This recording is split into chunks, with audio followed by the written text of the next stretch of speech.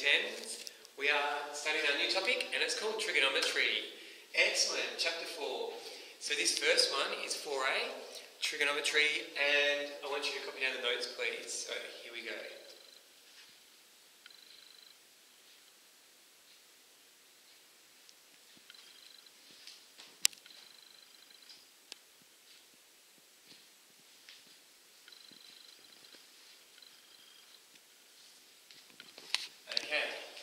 So, let me explain all this stuff. So the first thing you've got to remember is this trigonometry is for right angled triangles only. So it must have a right angle in the triangle. If it doesn't, you cannot use what we're going to do today. So only right angled triangles. Good job. So, first thing we have to do is be able to label our triangle. So this thing here is called theta. Just a symbol represents an angle. It could be any symbol you want.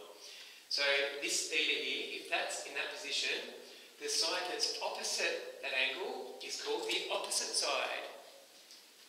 There's a right angle here. Now hopefully you remember from Year 9, the side that's opposite the right angle is called the hypotenuse. Hypotenuse, and that's always the longest side length in a right angle triangle. So the hypotenuse opposite the right angle, if that's the angle there that we're looking at, that's the opposite side, and then the other one is called the adjacent side. So you can figure that one out just from, it's not the hypotenuse, it's not the opposite, so it's the adjacent side. Excellent.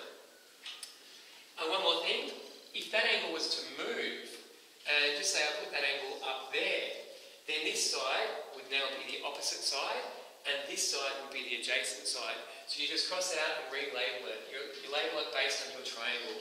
But in this case, the angle was over here, so this one's the opposite. Excellent. So hopefully you might have done this in Year 9. Sok katoa. So these rules explain how we work out missing sides and angles later on. So sok, this stands for sine. Sine theta, sine of an angle is equal to opposite over hypotenuse. So there's our first rule. Sine theta equals opposite over hypotenuse. So that's from sok. Then katoa, so this one stands for cos of an angle. So cos theta is equal to adjacent over hypotenuse. So hopefully you should be able to remember all these rules. Cos theta equals adjacent over hypotenuse. The last one is tan. Tan theta equals opposite over adjacent. So from SOHCAHTOA, you should be able to write out those three rules. What are we going to use these rules for? I'll show you in just a minute. So a couple of things to remember. This is for right angle triangles only, like I already mentioned. The hypotenuse is always the longest side length in a right angle triangle. I already mentioned that. And when you work this out using a calculator, make sure your calculator is in degrees mode. Not radians, not gradient, it's in degrees mode, or else you'll get a wrong answer. Excellent. All this is quite easy. Let's get started straight on the examples straight away.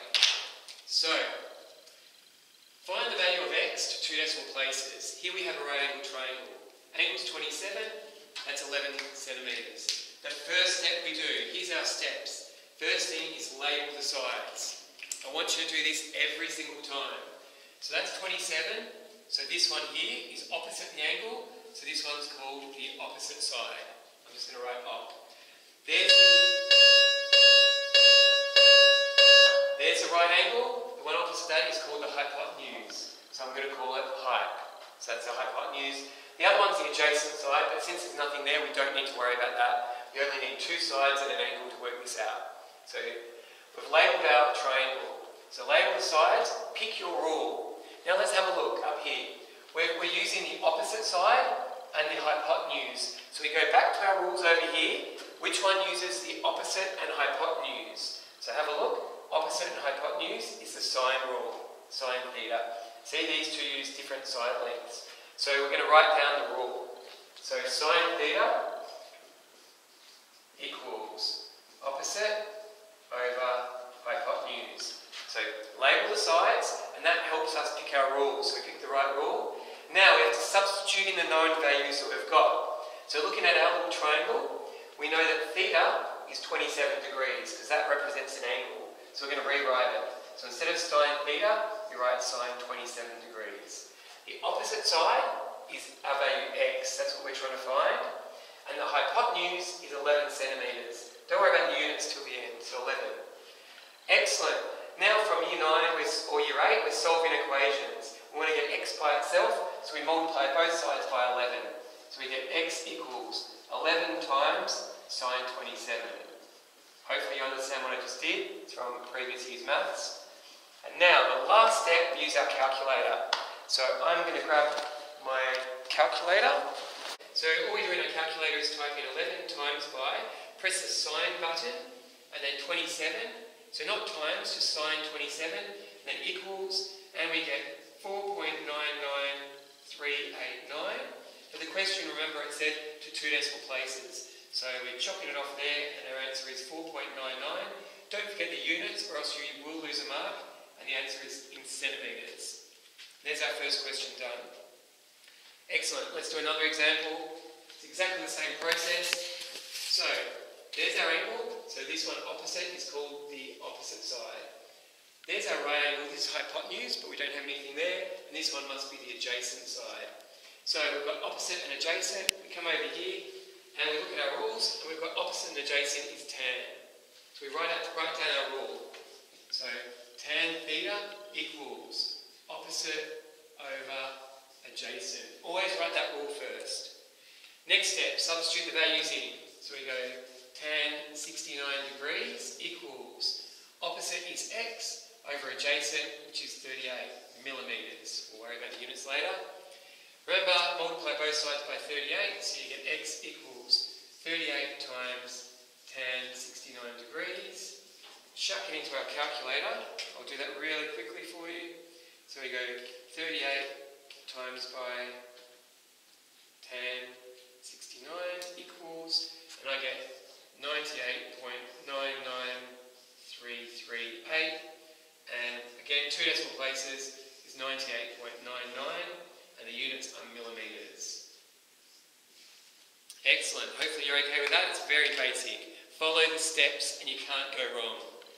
Alright, we're coming over to the other board and we'll do some more questions. Alright, now we're going to do a couple more examples, but these are slightly harder, one step harder. And I need to take you back to Year 8 first. Trip down memory lane. Okay, so you notice when x is on the top line, to get rid of 3, this says divided by 3, we have to multiply both sides by 3. Hopefully you remember that, they cancel, and you get x equals 3 times 8, which is 24. That's easy when the number is on the bottom line. You get rid of what's on the bottom line. But here, 35 over x equals 5. X is on the bottom line. So this is actually 2 steps to solve it. The first step, you times both sides by x, and then they cancel. You get 35 equals 5x, and then you divide both sides by 5, and then they cancel. So you get x equals 35 divided by 5, which is 7. Now some teachers explain it slightly different. It's still correct, but they explain it in one step. They say when x is on the bottom, you just switch these two around. And effectively, that's what we're doing. We're switching those two around, but mathematically, that's what we're doing. That's why we do it. So yes, if you get x on the bottom line, you can switch those two around. 35 divided by 5 is 7. Okay, we need to remember that for the next 2 examples. So follow me, everyone. Find the value of x. Okay, so again, label the sides. So there's our right angle. I always start with hypotenuse actually. So there's our hypotenuse. There's the angle, and this one must be the opposite. Opposite and hypotenuse, soh katoa, so that'd be sine. So sine theta equals SOH, so it's opposite over hypotenuse. Excellent. Write down the rule. Substitute the values in.